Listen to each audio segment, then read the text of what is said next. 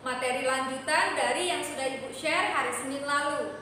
Baik anak-anak, marilah kita buka bersama-sama buku tema 7 halaman 30. Berbagai kebijakan pemerintah kolonial telah menyengsarakan rakyat Indonesia. Salah satunya sistem tanam paksa yang dilaksanakan pemerintah kolonial Belanda. Apakah sistem tanam paksa itu? Apa pengaruhnya terhadap kehidupan rakyat Indonesia? Yuk dibaca bacaan tentang sistem tanam paksa pemerintah kolonial Belanda, halaman 30 hingga 32. Setelah itu carilah kata-kata yang menurutmu sulit dan asing, lalu tanyakan pada gurumu atau mencari tahu dalam Kamus Besar Bahasa Indonesia. Tahukah kamu reaksi rakyat Indonesia terhadap pemerintah kolonial menjelang kedatangan bangsa Eropa? Masyarakat di wilayah Nusantara hidup dengan tentram di bawah kekuasaan raja-raja. Kedatangan bangsa-bangsa Eropa di Indonesia mula-mula disambut baik oleh bangsa Indonesia. Namun lama-kelamaan rakyat Indonesia mengadakan perlawanan karena niat jahat bangsa Eropa itu mulai terkuak dan diketahui oleh bangsa Indonesia. Perlawanan yang dilakukan rakyat Indonesia disebabkan oleh orang-orang Barat yang ingin memaksakan monopoli perdagangan dan berusaha mencampuri urusan kerajaan-kerajaan di Indonesia. Setelah Malaka dapat dikuasai oleh Portugis pada tahun 1511, terjadilah persaingan dagang antara pedagang-pedagang Portugis dan pedagang di Nusantara. Portugis ingin selalu menguasai perdagangan, maka terjadilah perlawanan-perlawanan terhadap Portugis. Perlawanan tersebut antara lain sebagai berikut. Yang pertama, Sultan Ali Mukhayat Shah pada tahun 1514 hingga 1528 berhasil membebaskan Aceh dari upaya penguasaan bangsa Portugis. Selanjutnya ada Sultan Alauddin Riayat Shah pada tahun 1537 hingga 1568 berani menentang dan mengusir Portugis yang bersekutu dengan Johor. Selanjutnya Sultan Iskandar Muda pada tahun 1607 hingga 1636. Raja Kerajaan Aceh yang terkenal sangat gigih melawan Portugis adalah Iskandar Muda pada tahun 1615 dan 1629. Iskandar Muda melakukan serangan terhadap Portugis di Malaka. Pada awalnya Portugis diterima dengan baik oleh raja setempat dan diizinkan mendirikan benteng. Namun lama-kelamaan rakyat Ternate mengadakan perlawanan karena Portugis serakah, ikut campur dalam pemerintahan, membenci agama rakyat Ternate dan bersikap sewenang-wenang. Rakyat Ternate dipimpin oleh Sultan Hairun bersatu dengan Tidore melawan Portugis sehingga Portugis terdesak. Dan pada waktu terdesak, Portugis mendatangkan bantuan dari Malaka yang dipimpin oleh Anthony Galvo sehingga Portugis mampu bertahan di Maluku. Lalu pada tahun 1565, rakyat Ternate bangkit kembali di bawah pimpinan Sultan Hairun. Portugis berusaha menangkap Sultan Hairun, tetapi rakyat bangkit untuk melawan Portugis dan berhasil membebaskan Sultan Hairun dan tawanan lainnya. Akan tetapi Portugis melakukan tindakan licik dengan mengajak Sultan Hairun berunding. Dalam perundingan Sultan Hairun ditangkap dan dibunuh. Perlawanan rakyat Ternate dilanjutkan di bawah pimpinan Sultan Ba'abullah atau putra Sultan Hairun. Pada tahun 1574 benteng Portugis dapat direbut. Kemudian Portugis menyingkir ke Hitu dan akhirnya menguasai dan menetap di Timur Timur sampai tahun 1975. Perlawanan terhadap para penjajah di berbagai daerah banyak mengalami kegagalan. Salah satu sebabnya adalah perlawanan yang dilakukan masih bersifat kedaerahan dan secara sendiri-sendiri. Dengan demikian perlawanan itu tidak dapat atau tidak kuat dan mudah diadu domba oleh penjajah. Negara kita sangat luas wilayahnya dan beragam pula sosial budayanya. Saat Seandainya setiap daerah, suku, dan golongan bersatu padu melawan penjajah, niscaya penjajah dapat kita usir sejak dahulu kala. Lalu tahukah kamu keragaman sosial budaya yang dimiliki oleh bangsa kita? Ayo kita cari tahu. Keragaman sosial budaya di Indonesia merupakan segala sesuatu yang dihasilkan oleh akal budi manusia. Adapun wujud budaya yaitu yang pertama gagasan atau ide, misalnya kepercayaan. Lalu tindakan, misalnya upacara adat dan seni pertunjukan serta benda, misalkan pakaian adat dan senjata tradisional. Selain sebagai identitas, kebudayaan juga sebagai kepribadian suatu bangsa. Negara kita mengembangkan kebudayaan daerah dalam rangka memperkaya kebudayaan nasional. Hubungan antara keduanya sangat erat karena kebudayaan nasional bersumber dari kebudayaan daerah. Kebudayaan nasional lahir sebagai hasil usaha akal budi atau pikiran seluruh bangsa Indonesia yang terdiri atas beragam ras dan suku. Faktor penyebab keragaman bangsa Indonesia merupakan negara kesatuan yang masyarakatnya majemuk. Bangsa Indonesia terdiri atas beberapa suku bangsa yang menyebar dari Sabang sampai Merauke, dari ujung Sumatera Utara sampai Merauke di ujung Papua. Faktor keturunan antara lain ada ras di Indonesia. Berdasarkan ciri-ciri fisiknya, masyarakat Indonesia dapat dibedakan menjadi 4, yaitu kelompok ras Papua atau Melanesoid terdapat di Papua, Pulau Aru, Pulau Kai. Kemudian kelompok ras Negroid antara lain orang Semang di Semenanjung Malaka, orang Nikopsi di Kepulauan Andaman. Lalu kelompok ras Wedoid antara lain orang Sakai di Siak Riau, orang Kubu di Sumatera Selatan dan Jambi, orang Tomuna di Pulau Muna, dan orang Mentawai di Kepulauan Mentawai. Lalu ada kelompok ras Melayu Mongoloid yang dibedakan menjadi 2 golongan, yaitu ras Proto Melayu atau Melayu tua, antara lain suku Batak, suku Toraja, dan suku Dayak. Lalu di samping kelompok ras di atas merupakan masyarakat Indonesia yang juga terdiri atas warga keturunan Cina atau ras Mongoloid, warga keturunan Arab, Pakistan, India, ras Kaukasoid, dan sebagainya yang hidup berdampingan membaur menjadi warga negara Indonesia. Masyarakat Indonesia tidak mengenal superioritas suatu ras dan tidak menganut paham rasialisme. Selanjutnya, suku di Indonesia. Masyarakat Indonesia yang majemuk terdiri atas beberapa suku bangsa atau etnis. Tiap-tiap suku bangsa memiliki bahasa dan adat istiadat serta budaya yang berbeda. Di suatu daerah mungkin terdapat beberapa suku. Sebagai contoh, di Sumatera terdapat suku Aceh, suku Melayu, suku Batak. Di Pulau Jawa terdapat suku Betawi, suku Sunda, suku Osing, dan suku Jawa. Bagaimana dengan daerahmu? Suku apa sajakah yang ada? Baik, selanjutnya adalah perbedaan kondisi geografis. Perbedaan kondisi geografis turut berdampak pada munculnya berbagai ragam mata pencarian. Contohnya perikanan, pertanian, kehutanan, dan perdagangan. Pada setiap bidang tersebut, mereka akan mengembangkan corak kebudayaan yang khas dan cocok dengan kondisi geografis lingkungan tempat tinggalnya. Lalu ada pengaruh kebudayaan luar. Bangsa Indonesia adalah contoh bangsa yang terbuka. Keterbukaan ini dapat dilihat dari besarnya pengaruh asing dalam membentuk keberagaman masyarakat di seluruh wilayah Indonesia.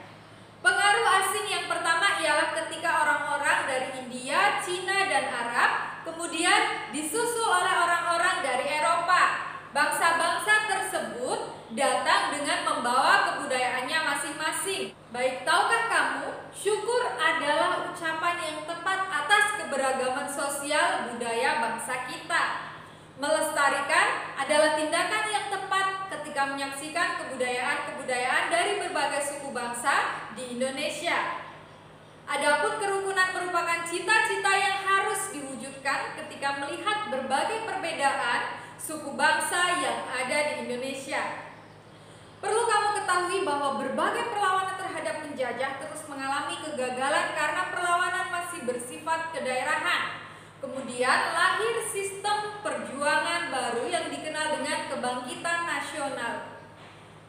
Bangsa Indonesia mengalami penderitaan akibat penjajahan mulai awal abad ke-17 hingga abad ke-20.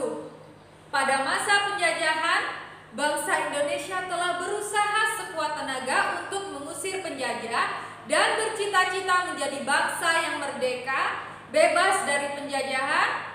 Berbagai bentuk perlawanan terhadap penjajah yang dilakukan oleh para raja, bangsawan, tokoh masyarakat, dan tokoh agama dilakukan dengan cara mengangkat senjata.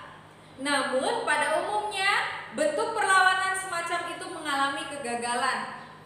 Adapun faktor penyebab gagalnya perjuangan bangsa Indonesia dalam mengusir penjajah adalah sebagai berikut. Yang pertama, perjuangan bersifat kedaerahan. Lalu yang kedua, perlawanan tidak dilakukan secara serentak.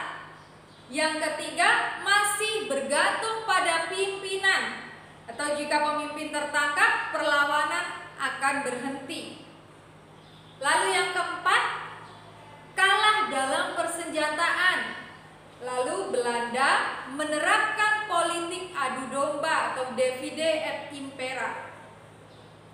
Berdasarkan pengalaman tersebut, kaum terpelajar ingin berjuang dengan cara yang lebih modern, yaitu menggunakan kekuatan organisasi. Lahirnya organisasi-organisasi tersebut menandai lahirnya masa pergerakan nasional. Tahukah kamu, masa pergerakan kebangsaan dibedakan menjadi 3 masa, yaitu masa awal atau masa perkembangan pergerakan nasional, lalu masa radikal dan masa moderat.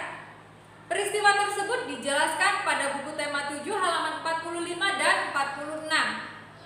Munculnya rasa kebangsaan di Indonesia berasal dari keinginan kuat rakyat Indonesia untuk merdeka dan berdaulat sejak abad ke-19.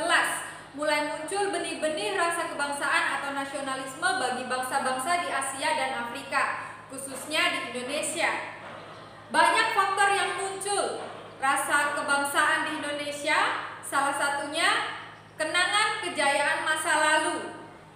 Kenangan kejayaan masa lalu khususnya pada kejayaan Kerajaan Majapahit dan Sriwijaya serta kebesaran kerajaan-kerajaan Islam. Pada masa Majapahit, kerajaan itu mampu menguasai seluruh Nusantara. Adapun pada masa Sriwijaya, kerajaan mampu berkuasa di lautan karena pasukan maritimnya yang kuat. Sejak dirintisnya organisasi yang bersifat nasional, Budi Utomo pemuda juga tergugah untuk membentuk organisasi-organisasi yang memperjuangkan nasib bangsanya. Semula di Indonesia terdapat macam-macam organisasi pemuda. Pada awal kemunculannya organisasi pemuda itu dapat dibedakan menjadi 3 macam, yaitu organisasi pemuda bersifat kedaerahan, organisasi pemuda bersifat nasional, dan organisasi pemuda bersifat keagamaan. Untuk menggabungkan semua organisasi kedaerahan menjadi satu kesatuan, mereka mengadakan Kongres Pemuda di Indonesia. Selama zaman penjajahan Belanda, Kongres Pemuda di Indonesia diselenggarakan 3 kali. Kongres Pemuda Indonesia I berlangsung di Jakarta pada tanggal 30 April sampai 2 Mei tahun 1926. Diikuti oleh semua organisasi pemuda. Namun Kongres Pemuda di Indonesia belum dapat menghasilkan keputusan yang mewujudkan persatuan seluruh pemuda. Kongres Pemuda Indonesia I merupakan persiapan Kongres Pemuda Indonesia II. Kongres Pemuda Indonesia II berlangsung di Jakarta pada tanggal 27 hingga 28 Oktober. Pusat penyelenggaraan kongres tersebut di gedung Indonesian Club di Jalan Keramat Raya nomor 106. Tetapi keseluruhan sidang diselenggarakan di 3 tempat. Pemuda bekerja keras mempersiapkan segala sesuatu yang diperlukan, termasuk menyusun panitia Kongres pada malam penutupan tanggal 28 Oktober 1928. Kongres Pemuda Indonesia II mengambil keputusan sebagai berikut. Yang pertama adalah menerima lagu Indonesia Raya ciptaan W.R. Supratman sebagai lagu kebangsaan Indonesia. Yang kedua, menerima Sang Merah Putih sebagai bendera Indonesia. Yang ketiga, semua organisasi pemuda dilebur menjadi satu dengan nama Indonesia Muda atau berwatak nasional dalam arti luas. Lalu yang keempat, diikrarkannya Sumpah Pemuda oleh semua wakil pemuda yang hadir. Isi ikrar Sumpah Pemuda yaitu, kami putra dan putri Indonesia mengaku bertumpah darah yang satu, tanah air Indonesia. Kami putra dan putri Indonesia mengaku berbangsa satu, bangsa Indonesia. Kami putra-putri Indonesia menjunjung bahasa persatuan, bahasa Indonesia. Nah, peristiwa Sumpah Pemuda menunjukkan adanya rasa persatuan dan kesatuan di antara para pemuda yang berbeda ras, suku, golongan, dan agama. Memang demikian seharusnya, walaupun berbeda ras, suku, golongan, dan agama, tetapi derajat kita sama sebagai manusia. Tidak ada manusia yang lebih tinggi dan tidak ada manusia yang lebih rendah. Perbedaan antara suku dan suku lainnya hanya terletak pada bahasa dan adat istiadatnya serta sistem kekerabatannya. Peristiwa Sumpah Pemuda 1928 memberi dampak yang sangat besar terhadap perjuangan pergerakan nasional, seperti bacaan pada halaman 59. Pada peristiwa Sumpah Pemuda 1928 turut diakui lagu Indonesia Raya ciptaan W.R. Supratman sebagai lagu kebangsaan Indonesia. Selanjutnya marilah kita buka buku tema halaman 65. Peristiwa perubahan wujud benda dapat dijelaskan dengan menggunakan diagram sebagai berikut. Perhatikanlah diagram tersebut dengan seksama. Selain peristiwa mencair, membeku, dan menguap, masih ada dua peristiwa perubahan wujud benda. Perubahan wujud benda yang dimaksud adalah mengembun dan menyublim. Mengembun adalah peristiwa perubahan wujud gas menjadi cair. Peristiwa ini merupakan kebalikan dari peristiwa menguap. Pada waktu gas mengembun, gas melepaskan kalor karena terjadi penurunan suhu di sekitarnya. Peristiwa sehari-hari yang mudah kamu jumpai antara lain peristiwa pengembunan yang terjadi di pagi hari. Meskipun pada malam sebelumnya tidak terjadi hujan, tetapi pada pagi hari terdapat tetesan air pada tanaman yang berada di luar. Kamu juga dapat menjumpai beberapa tempat terasa lembab oleh air. Peristiwa mengembun ini terjadi karena uap air dalam udara menyentuh permukaan seperti permukaan daun atau permukaan yang lainnya. Sedangkan menyublim merupakan peristiwa perubahan wujud zat padat menjadi gas. Mengkristal adalah perubahan wujud gas menjadi padat. Peristiwa lenyapnya kapur barus yang diletakkan di dalam lemari sering dijadikan contoh sebagai peristiwa menyublim. Contoh peristiwa ini terjadi pada saat uap iodium yang mengkristal menjadi padatan pada saat didinginkan pada suhu tertentu. Selanjutnya, tahukah kamu bahwa masa pergerakan dan kebangkitan nasional tidak semata-mata dilakukan oleh kaum pria? Kaum perempuan pun turut berperan dan memiliki andil besar bagi usaha-usaha pergerakan nasional. Apa saja yang dilakukan oleh kaum perempuan? Ayo kita pelajari bersama. Kongres Perempuan di Indonesia berlangsung 3 kali. Pada tanggal 22 Agustus 1928 di Yogyakarta, diselenggarakan Kongres Perempuan Indonesia I. Kongres ini diikuti berbagai wakil organisasi wanita, diantaranya Nyonya Sukamto, Nyonya Ki Hajar Dewantara, dan Nona Suyatin. Kongres berhasil membentuk Perserikatan Perempuan Indonesia atau PPI. Kongres itu juga berhasil merumuskan tujuan mempersatukan cita-cita dan usaha memajukan wanita Indonesia serta mengadakan gabungan atau perikatan di antara perkumpulan wanita pada tanggal 28 hingga 31 Desember 1929, PPI mengadakan kongres di Jakarta dan mengubah nama PPI menjadi PPII, Perserikatan Perhimpunan Istri Indonesia.